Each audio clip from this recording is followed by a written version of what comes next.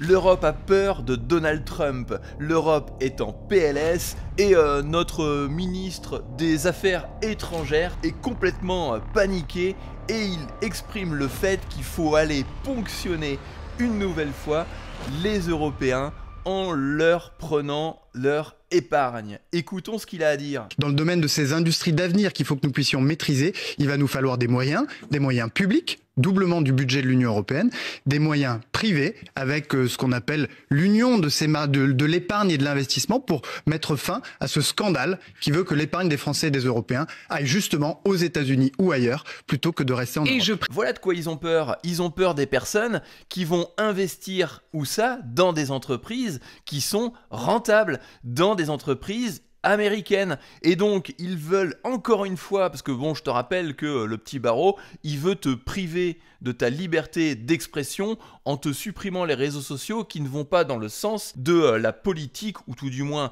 de la grande démocratie européenne. Et maintenant, qu'est-ce qu'on veut faire? Eh bien, on veut te mettre des bâtons dans les roues pour faire en sorte que ton épargne privée aille uniquement dans l'investissement européenne. On n'est pas dans une petite Europe de démocratie. Ah non, c'est une Europe communiste. C'est une Europe qui te prive de tes libertés, c'est une Europe qui te ponctionne, c'est une Europe qui te taxe, c'est une Europe qui t'empêche de faire ce que tu veux avec ton argent. Au micro de BFM Business, le gouverneur de la Banque de France, François, je ne veux pas écorcher son nom, a appelé à mobiliser l'épargne privée abondante en Europe pour financer la transition écologique et numérique. Alors, cette phrase-là, elle me fait marrer en tout point. L'épargne privée abondante. Alors, je sais pas comment est-ce qu'un mec qui est payé au SMIC ou qui a un salaire qui est extrêmement restrictif, qui serre la ceinture tous les mois, peut avoir une épargne privée abondante. Donc ça, c'est le premier point. Deuxième point, transition écologique. Aujourd'hui, la seule écologie, comment est-ce qu'elle fonctionne?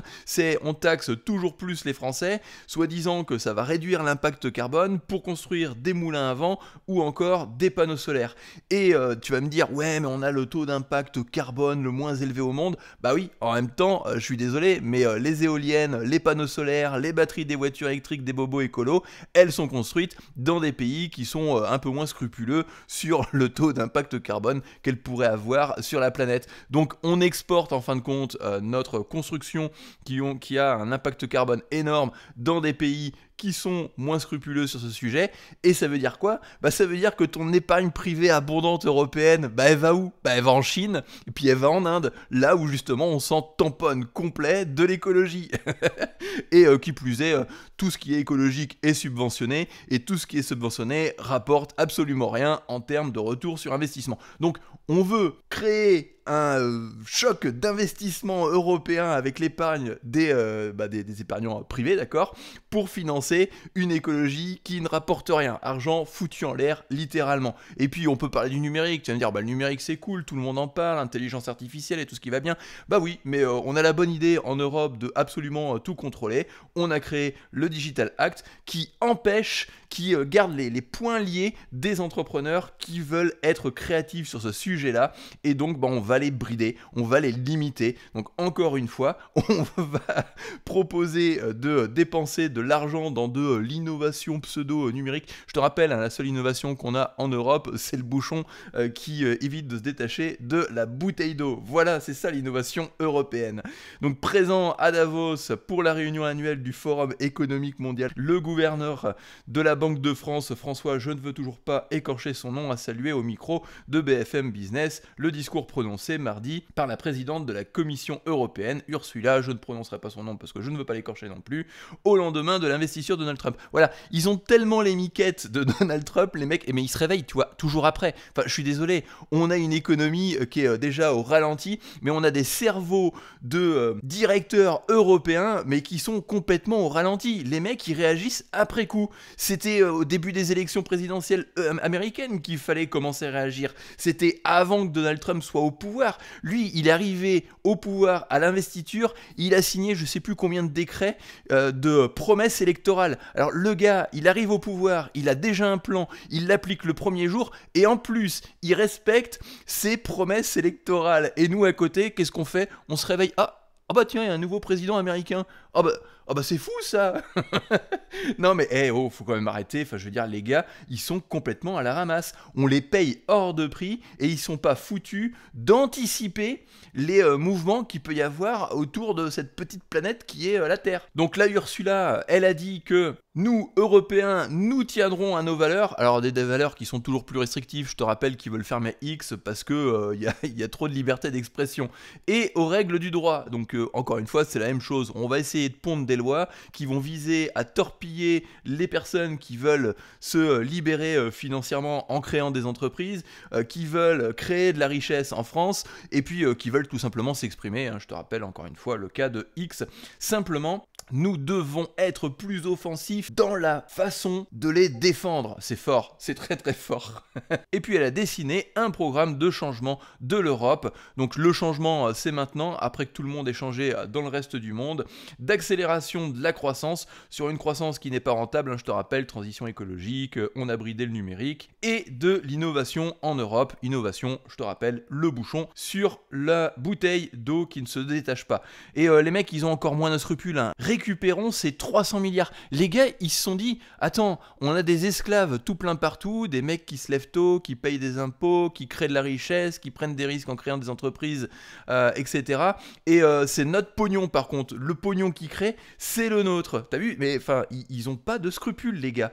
Ils n'ont aucune retenue. Ça, ils te balancent comme ça, tranquille, pépouze, on va récupérer notre pognon. Ainsi, nous ne manquons pas de capital, mais nous manquons de marché de capitaux et de façon générale d'intermédiation financière qui est beaucoup plus forte aux États-Unis. Bah oui, en même temps, on manque de marché de capitaux. On n'a rien du tout en Europe, je te le rappelle. Les États-Unis innovent, la Chine, l'Inde construisent et l'Europe, eh bien, elle régule. On n'est que des régulateurs, donc on n'a absolument rien. On n'a pas de quoi, et on n'a pas la même puissance que l'on peut avoir, enfin que les Américains peuvent avoir. Et donc François, donc notre gouverneur de la Banque de France, récupérons ces 300 milliards pour faire face aux besoins d'investissement que nous avons en Europe. Bah oui mais les gars, il fallait se réveiller avant, et puis quitte à aller piquer, parce que là concrètement, c'est là où c'est vraiment dégueulasse, c'est qu'ils vont piquer dans l'épargne privée. Alors ils vont pas te voler ton argent, tu vas pas te retrouver à sec du jour au lendemain, ils vont tout simplement jouer ton argent sur quoi? Sur les marchés financiers, pour lever des fonds plus importants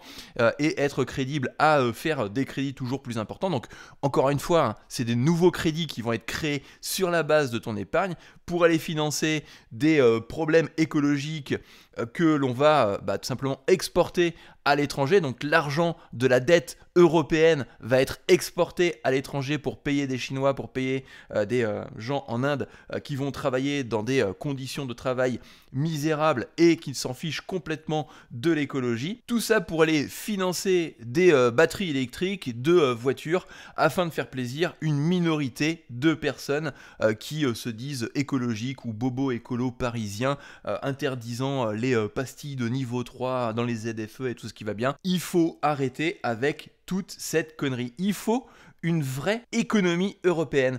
Une économie européenne qui taxe moins les créateurs de richesse, et c'est ce que font les États-Unis. Une économie européenne qui est plus protectionniste, c'est ce que font les États-Unis. Et une économie européenne qui respecte ses engagements. Ce qu'a fait Donald Trump dès son premier jour d'investiture. Parce que, je te le rappelle, hein, Donald Trump annonce un investissement de 500 milliards de dollars juste pour l'intelligence artificielle.